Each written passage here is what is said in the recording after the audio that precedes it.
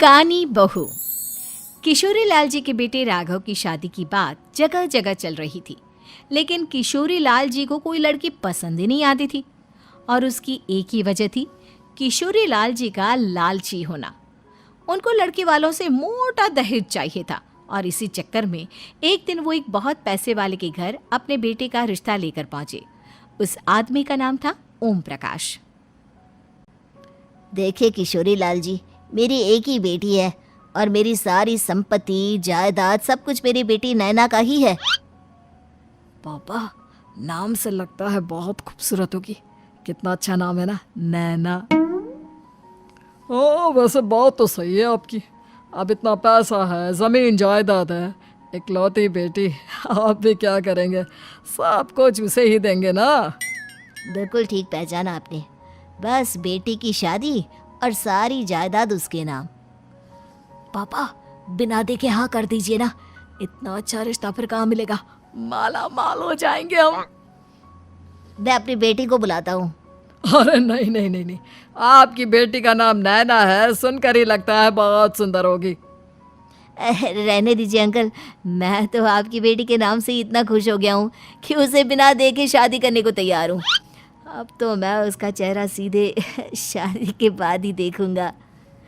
और इस तरह राघव नैना का चेहरा नहीं देखता और उससे शादी कर लेता है। शादी के बाद अपनी सुहाग रात पर जब राघव नैना का घूंघट उठाकर देखता है तो नैना की आंखें बंद थी। कितनी खूबसूरत हो तुम नैना, जरा अपनी आंखें खोलकर मेरी तरफ देखो तो सही। नहीं, मुझे शर्म आती है। अरे, मैंने तुम्हें शादी से पहले भी नहीं देखा, और अब अगर तुम आंखें खोलकर मुझे देखोगी भी नहीं तो मुझे अच्छा कैसे लगेगा? इससे पहले कि नैना अपनी आंखें खोलकर राघव की तरफ देखती, अचानक से लाइट चली गई और राघव नैना को पूरी तरह से देख भी नहीं पाया। अगली सुबह नैना राघव के लिए नाश्ता बनाकर लेकर आई। अरे ये क्या, आधा पराठा सेका हुआ है और आधा बिल्कुल कच्चा। ये तुमने क्या किया नैना? बहू, तुमने क्या आधा पराठा तवे से नीचे लटका कर रखा था, जो आधा सिका है और आधा कच्चा? मुझे जितना दिखेगा उतना ही तो सीखूंगी ना पापा जी। जहाँ जहाँ मुझे नजर आ रहा था वहाँ मैंने सीख लिया, जहाँ जहाँ नहीं दिखा वहाँ कच्चा रह गया होगा। इसका क्या मतलब है? ये कैसा मजाक कर रही है तुम? अरे बहू, तुमने इतना लंबा घूंघट क्यों लगाया हुआ है? देखो, हमारे घर में बहुओं को बेटी की तरह रखा जाता है, और फिर तुम तो इतना सारा माल लेकर आई हो। देखो, ये घूंघट डालकर रखने की कोई ज़रूरत नहीं है। हाँ नैना, पापा जी ठीक कह रहे हैं, तुम तो आराम से रहो, अपना ही घर समझो। नैना अचानक से अपना घूंघट उठा लेती है। अरे ये क्या पापा, नैना की तो एक आंख फूटी हुई है। नाम से नैना, लेकिन ये तो कानी बहू निकली। मेरे साथ धोखा हुआ है, धोखा। बिना दिखाए अपनी कहानी लड़की मेरे संग ब्याह दी। मुझे कहानी भी नहीं चाहिए। मुझे अभी ओम प्रकाश जी से बात करनी पड़ेगी। आखिर उन्होंने मेरे साथ ऐसा किया क्यों? अरे, आप लोगों ने ही तो पापा से कहा था कि आप लोग शादी से पहले मुझे देखना नहीं चाहते। अब मेरे पापा पर क्यों इल्जाम लगा रहे हैं? अरे लेकिन उन्हें बताना तो चाहिए था ना कि तुम कहानी हो, एक आंख से तुम्हें दिखाई नहीं देता। किशोरी लाल और राघव नाराज होकर ओम प्रकाश को अपने घर बुलाते हैं। पापा जी, ये आपने क्या किया? शादी से पहले बताया क्यों नहीं कि नैना की आंखों में परेशानी है? अरे, आप ही ने तो लड़की देखने से मना कर दिया था। और लेकिन आप बता तो सकते थे। आपको तो हमारी बेटी की प्रॉपर्टी चाहिए थी, वो भी पूरी की पूरी। अब क्या हुआ अगर उसे आधा दिखाई देता है?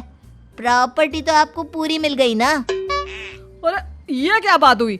मेरी शादी प्रॉपर्टी से नहीं, आपकी बेटी से हुई है। अब ये तो पहले सोचना चाहिए था, तब तो मेरी प्रॉपर्टी देखकर तुम्हारी जुबान लप लपा रही थी। लेकिन मैं कानी लड़की को अपनी बीवी बनाकर नहीं रख सकता। पापा, कुछ करिए ना आप।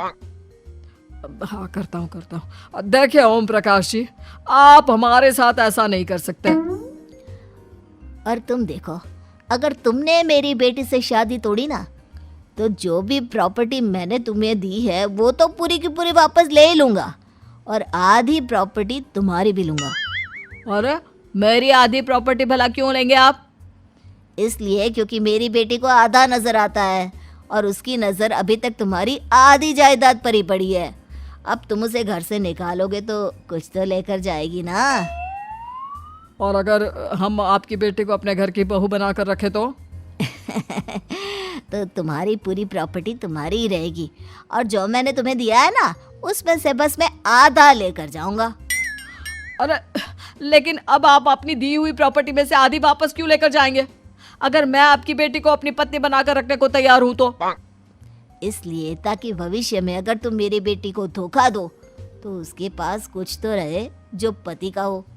वैसे मेरे पास तो बहुत कुछ है, लेकिन अपने पति की कोई निशानी तो उसके पास होनी चाहिए ना। अब अगर तुमने मेरी बेटी को कानी कहा तो तुम्हें प्रॉपर्टी भी कानी ही मिलेगी, पूरी नहीं। जमाए राजा। किशोरी लाल और राघव समझ चुके थे कि वो बुरी तरह फंस चुके हैं और अब उनके पास वहां से निकलने का कोई चारा नहीं है। अब समझ में आया ना, लालच बुरी बला होती है। एक तो तुम्हें प्रॉपर्टी मिली, ऊपर से बीवी मिली, उसमें तुम्हें नखरे भी दिखाने हैं। आए बड़े, चुपचाप बैठो दोनों। कुछ दिनों के बाद नैना राघव की कार लेकर बाजार घूमने निकलती है और जब कार लेकर वापस आती है, ये क्या? एक तरफ से मेरी गाड़ी पूरी खराब हो चुकी है। लगता है तुमने मेरी गाड़ी को किसी दूसरी गाड़ी के साथ एक्सीडेंट किया है। अरे अरे कितना बड़ा नुकसान कर दिया तुमने बहू। वो क्या है ना पापा जी, मुझे एक आंख से दिखाई नहीं दे रहा था, सामने से गाड़ी आ रही थी। मुझे तो सिर्फ आधा ही दिखाई दिया और वो गाड़ी मेरी कार से रगड़ते हुए निकल गई। अब मैं क्या करूं बताओ? आप इसे ठीक कराने के पैसे कौन देगा? तुम्हारे पापा। तुमने मुझसे इस तरह से बात की? अभी रुको। नैना राघव की शिकायत ओम प्रकाश को कर देती है। देखो राघव, अब जो मेरी आधी प्रॉपर्टी तुम्हारे पास थी ना, उसमें से आधी और मैं लेकर जाऊंगा, क्योंकि तुमने मेरी बेटी को डांटा। अरे नहीं नहीं पापा जी, गलती हो गई, माफ कर दो। गलती की तो कोई गुंजाइश ही नहीं। अगली बार मेरी बेटी को डांटा तो बची हुई आधी में से आधी और ले जाऊंगा। लालच के चक्कर में हम दोनों ने बहुत बड़ी गलती कर दी बेटा। एक तो तुम्हें कानी बहू मिली और ऊपर से जो माल मिला वो भी काना। इस तरह राघव की हर एक गलती पर ओम प्रकाश उसकी प्रॉपर्टी का आधा आधा हिस्सा लेकर अपना सारा माल वापस ले गया और राघव को कानी बीवी से काम चलाना पड़ा। भाई लालच वाकई में बुरी बला है। उम्मीद है कि आपको हमारी ये कहानी पसंद आई होगी। कृपया हमारे चैनल को सब्सक्राइब करें और सभी अपडेट्स के लिए बेल आइकन जरूर क्लिक करें। और हाँ, वीडियो लाइक और शेयर करना मत भूलिएगा। Bye bye.